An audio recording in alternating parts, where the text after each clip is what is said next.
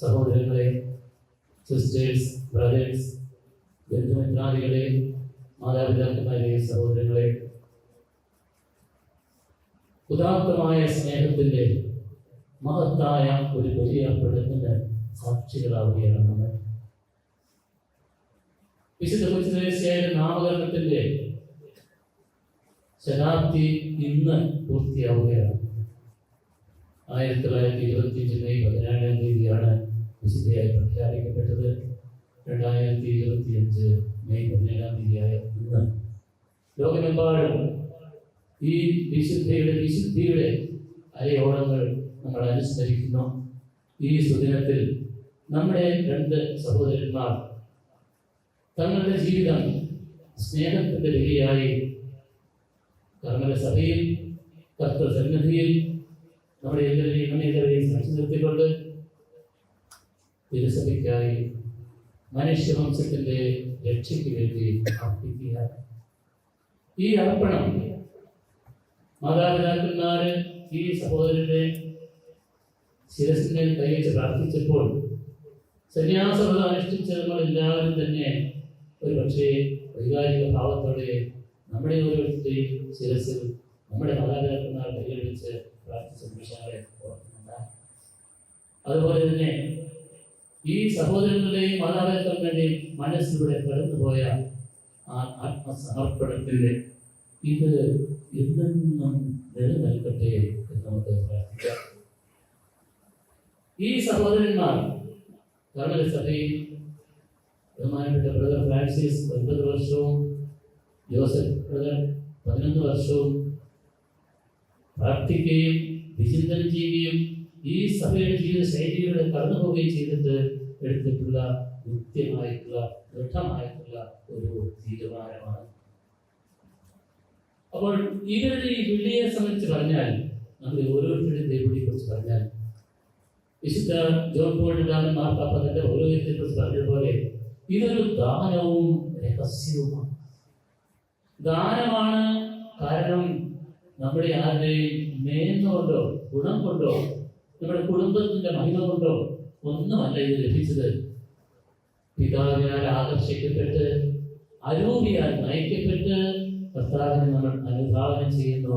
എവിടേക്കാണ്?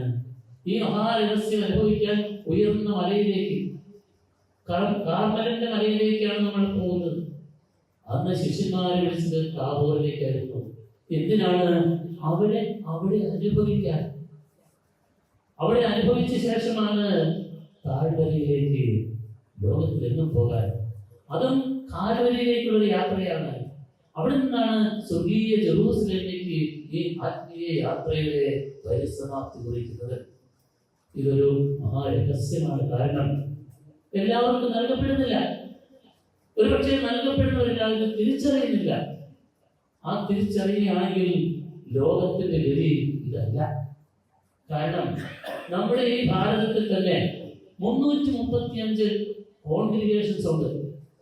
1,17,000-ത്തിലധികം സന്യാസികളുണ്ട്. ഒരു വിശുദ്ധ കൊച്ചുത്രേസ്യയ്ക്ക് ലോകം മുഴുവൻ തന്റെ വിശുദ്ധി കൊണ്ടും തന്റെ നന്മ കൊണ്ടും സുഹൃതം കൊണ്ടും അനേകരെ സ്നേഹത്തിലേക്ക് കർത്താവിലേക്ക് ആകർഷിക്കുകയാണെങ്കിൽ ഈ 1,17,000 പേര് പോലെ ലോകത്തെ മുഴുവൻ രക്ഷിക്കാൻ.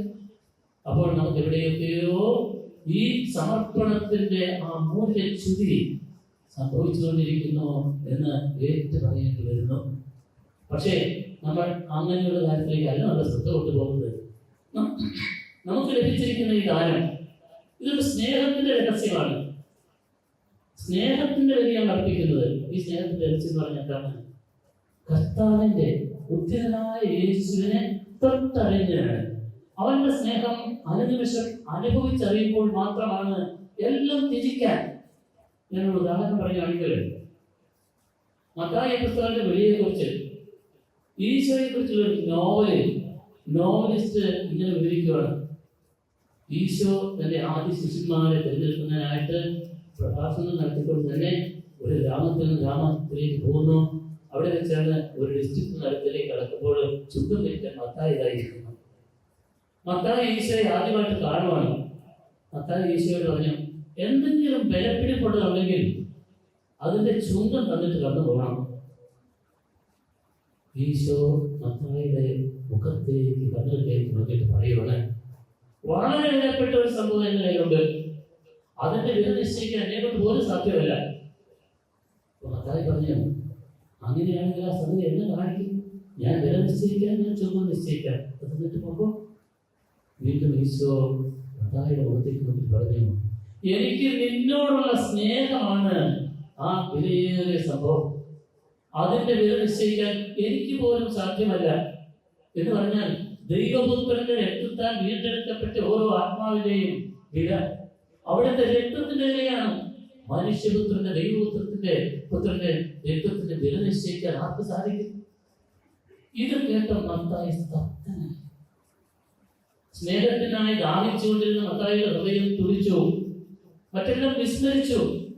മത്തായി അവിടെ നിന്ന് എഴുന്നേറ്റ് ആ നിമിഷം വരെ ശേഖരിച്ച നാണയത്തുട്ടുകളും പൈസയുമെല്ലാം അതിന്റെ കിഴി അടുത്തയാളെ ഏൽപ്പിച്ചിട്ട് പറഞ്ഞു, ഞാൻ ഈ പണി നിർത്തുക, എന്നെ സ്നേഹിക്കുന്ന ഈ യുവാവിന്റെ കൂടെ ഞാൻ ഇനി പോവാണ്, ശിഷ്ടജീവിതം അവന്റെ കൂടെയാണ്.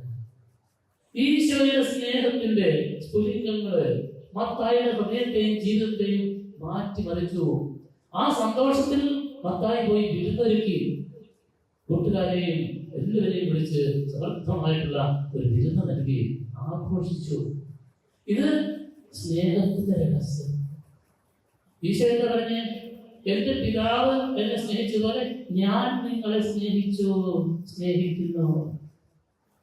ഇത് ഓരോ ക്രൈസ്തവനും ഓരോ വിശ്വാസിയും ഹൃദയത്തിൽ അനുരണനം ചെയ്ത് അത് അനുഭവിക്കണം. അത് അനുഭവിക്കുമ്പോൾ ഈ ലോകത്തിലുള്ള ഒന്ന് നമ്മളെ തടഞ്ഞു നിർത്താനാവില്ല. ഈ ലോകത്തിലുള്ള എല്ലാം, സമ്പത്താകട്ടെ സ്ഥാനമാനങ്ങളാകട്ടെ, ഇതൊക്കെ വെറും കുപ്പയാണെന്ന് പൗലോസിനെ പോലെ തിരിച്ചറിയാൻ സാധിക്കും. ഇതിനെക്കുറിച്ചാണ് ഈശോ പറഞ്ഞത്. പിതാവിന്റെ അടുത്ത് അവിടുന്ന് സന്തോഷത്തോട് ഉദ്ഘോഷിച്ചില്ലേ, പിതാവേ, ഇതെല്ലാം ജ്ഞാനികളിൽ നിന്നും ബുദ്ധിമാന്മാരിൽ നിന്നും മറച്ചു വെച്ച് ശിശുക്കൾക്ക് വെളിപ്പെടുത്തിയതിനാൽ ഞാൻ നിന്നെ സ്തുതിക്കുന്നു. ഈ രഹസ്യം, ദൈവത്തിന്റെ ഈ സ്നേഹത്തിന്റെ രഹസ്യം അല്പമെങ്കിലും മനസ്സിലാക്കാതെ ഈ യുവാക്കൾക്ക് തങ്ങളെ തന്നെ സമർപ്പിക്കാൻ സാധ്യമല്ല. അതുകൊണ്ട് ഈ കഴിഞ്ഞ വർഷങ്ങളെല്ലാം ഇവര് ഈശോയുടെ സ്നേഹം ഇനി അത് തീവ്രമായി അനുഭവിക്കണം. അപ്പോഴാണ് ഈ ഉപേക്ഷ വരുന്നത്. ഞാൻ നിങ്ങളെ തെരഞ്ഞെടുക്കുകയാണ് ചെയ്തത്, നിങ്ങളെ തെരഞ്ഞെടുക്കുവാനും.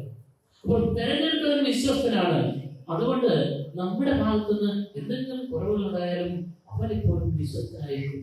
അപ്പോൾ അവനെ നമുക്ക് ഉണ്ടായിരിക്കേണ്ടതാണ് അതിരുകളില്ലാത്ത പ്രത്യാശ. വിശുദ്ധ കൊച്ചു ത്രേസ്യാപുണ്യവതിയുടെ അഭ്യർത്ഥികളെ ഉൾക്കാമ്പ് എന്ന് പറയുന്നത് എന്താണ്? ഈശോയുള്ള അതിരുകളില്ലാത്ത ആ പ്രത്യാശ, സമർപ്പണം, കോൺഫിഡൻസ് എന്താണ്? അത് അവന്റെ സ്നേഹം നുകരുന്നതിൽ നിന്നും ഉടവാകുന്ന അനുഭൂതിയാണ്. ആ അനുഭൂതി നമ്മുടെ ഈ രണ്ട് സഹോദരന്മാർക്ക് ജീവിതത്തിൽ മുഴുവൻ നിലനിന്ന് ഉണ്ടാകട്ടെ എന്ന് ഞാൻ പ്രാർത്ഥിക്കുകയാണ്. ഇനി ഇത് ദാനമാണ്, രഹസ്യമാണ്. ദാനമാണെന്ന് പറയാൻ കാരണം നമ്മുടെ കർത്താവ് നൽകിയതാണ്, എല്ലാവർക്കും ലഭിക്കുന്നതുമല്ല. ഇത് രഹസ്യമാണ്. കാരണം ഇത് എങ്ങനെ ജീവിക്കും? ഇന്നത്തെ ലോകത്തിൽ ഇത് എങ്ങനെ ജീവിക്കും? അപ്പോൾ ലോകം പരിഹസിക്കുകയും നിന്ദിക്കുകയും ചെയ്യുന്ന ഒരു പക്ഷേ സന്യസ്തരെയും വൈദികരെയും കുറച്ചൊക്കെ നമ്മൾ അതിന് കാരണങ്ങൾ ഉണ്ടാക്കി കൊടുക്കുന്നു. കാരണം ഈ അമൂല്യ രത്നം ഇതിന്റെ വിശുദ്ധ എങ്ങനെയാണ് അല്ലെങ്കിൽ കണ്ടെത്തിയത് എങ്ങനെയാണെന്ന് മത്തായിയുടെ സുവിശേഷം 13-ാം അധ്യായം 44, 45, 46 തിരുവചനങ്ങൾ പറയുവാണ്. നിധി, വയലിൽ ഒളിഞ്ഞു കിടക്കുന്ന നിധി, അത് കണ്ടെത്തിയവൻ അത് മറിച്ചു വെച്ച് എല്ലാം വിറ്റ് സ്വന്തമാക്കുന്നു. അമൂല്യമായ രത്നം കണ്ടെത്തിയ വ്യാപാരി അതിന്റെ മൂല്യം തിരിച്ചറിഞ്ഞ് കരുത്തുള്ളതെല്ലാം വിറ്റ് അത് സ്വന്തം. എന്താണ് ഈ രത്നം? എന്താണ് ഈ നിധി? ഇത് കർത്താവായ യേശുവാണ്. അവനെ കണ്ടെത്തി. അപ്പോൾ പിന്നെ ഒന്നിനും വിലയില്ല. ഇന്ന് നമ്മൾ ആദ്യത്തെ വായന ശ്രമിച്ചു. ആദ്യത്തെ ക്രൈസ്തവ സമൂഹം അവർക്കുണ്ടായതെല്ലാം വിറ്റു. എന്നിട്ട് അവര് അപ്പസ്തലന്മാരുടെ കൂടെ ഭരണവാസം തനിക്കുള്ളതെല്ലാം വിറ്റിട്ട് കൊണ്ടു. അപ്പോൾ പിന്നെ ഇനി എന്താണ് അവരുടെ സന്തോഷം?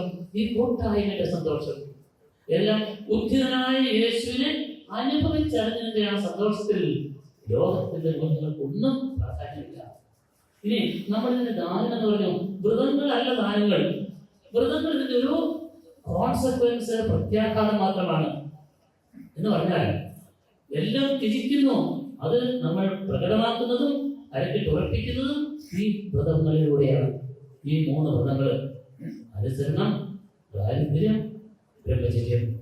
ഇത് 3 ദൈവിക പുണ്യങ്ങളിലൂടെയുള്ള ആ ദൈവത്തിന്റെ പ്രവേശനത്തിന്റെയും ആത്മാവിന്റെ ശുദ്ധീകരണത്തിന്റെയും പ്രതീകം മാത്രമല്ല, ഊദാശയാണെന്ന് പറയാം.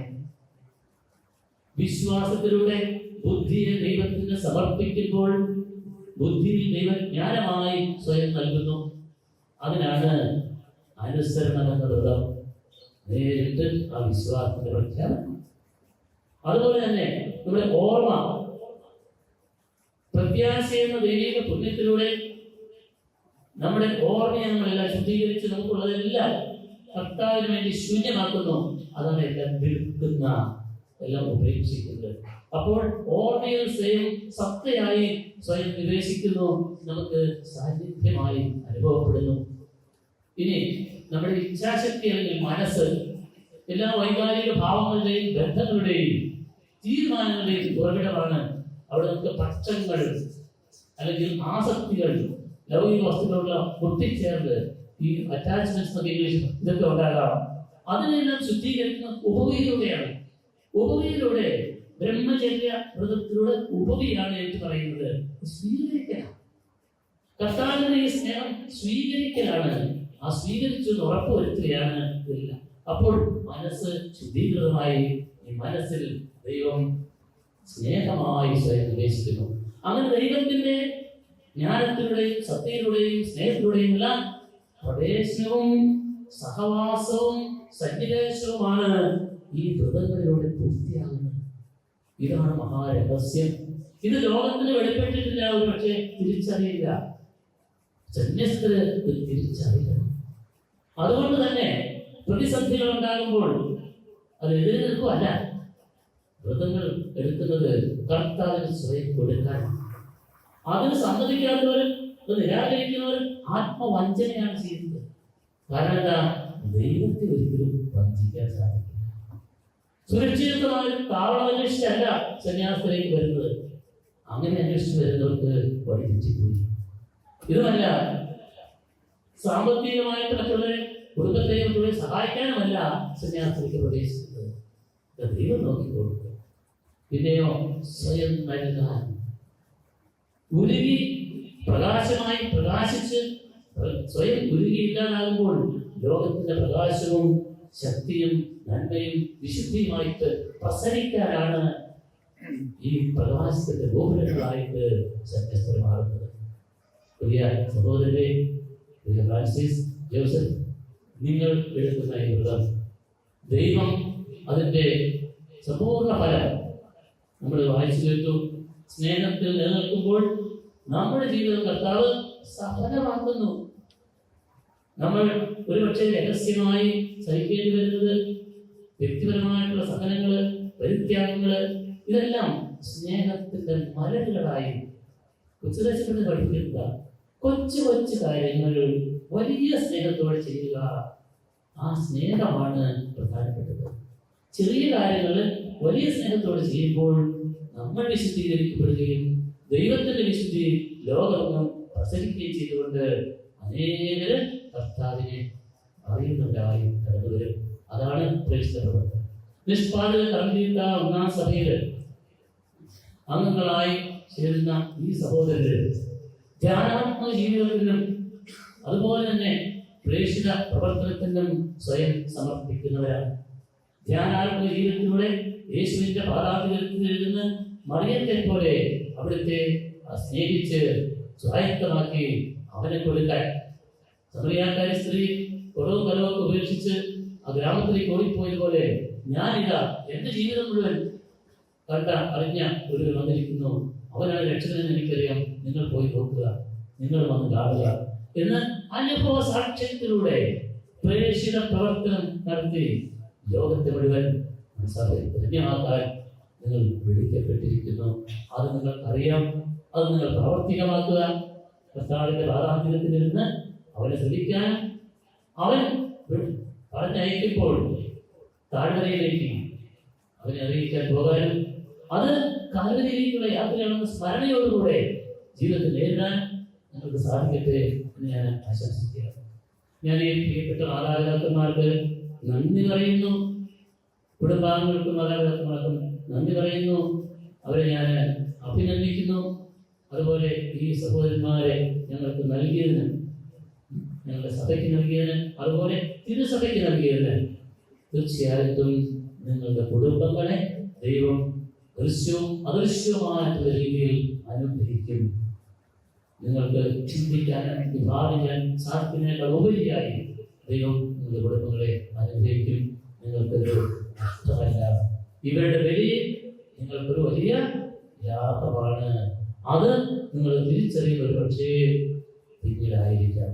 അതുകൊണ്ട് ഈ മാതാപിതാക്കന്മാരെ ഉത്തരവാദികളെ നിങ്ങൾക്ക് നന്ദി പറയുന്നു, നിങ്ങളെ അഭിനന്ദിക്കുന്നു.